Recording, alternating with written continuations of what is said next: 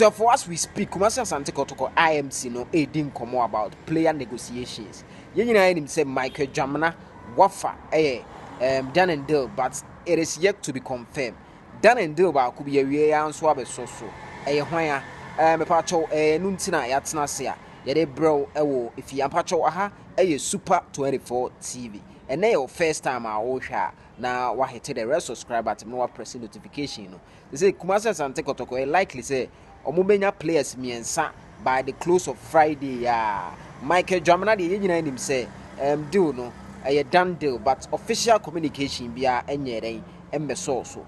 Ena Brekum Chelsea defender and I say center back I friend Henry Ansu ewie ya information I mean say catch say Kotoko IMC no ene na wie okoye ne medicals o magisika sematum a deal no 3 years ena all sign ama Krobia Kumasi Asante Kotoko inti by Monday ono so be join na one Kotoko a join na omuko nsuta beposo a Kotoko be kwa akoye pre-season you know. Yes, Henry Ansu center back done and do inti a free after say we have video ya about to say official confirmation beba, and it is going to come alongside Michael Dwamena de no. Michael Dwamena also IMC ni na wie. Yes, but official communication but in semono tembia say the music kan canon yetete won't say officially na be official into the art no which is Dwamena de no ene Henry Ansu which is Brekum Chelsea ex-player. See, me back say, or yeah, ex-player of Brekum Chelsea. Krobia emube I wish say this season, nka Dreams FC for no a day or more slot no be ma Krobia. Nka Krobia can enya slot na. Me say Tima Krobia shisheno. Nka African is going to be very interesting. And mamefa we nhwimoma foreign imports or a forward. Yes.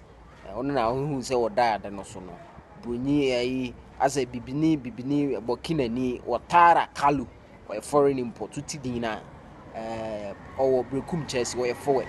Ono so Kotoko ni din komo say obe join it from Brekum Chelsea to Krobia. Ono ne de enye done deal yet. Done deals awie anasa no pay and enwumre metiba confirm me amount no Dwamena and Henry Ansu ono nso free Brekum Chelsea Dwamena free wafa and forward a mo kan ho asem which is the foreign import no Kalo Outarra or clinical off na ugina ho no ne mfege mokwala mo gina Kotoko erimu a season emeyede amemfa wonsi ampacho ene your first time out here so na wa press subscribe button no press notification no let us say next video I may be no or no obinya alert let us say you build a house need together. You can leave your comment in the comment section ni edika subom ewo ho said the daddy lumba kan but I was be tumfo nyankopon sha yo ye bia onto no super no enguso emma me call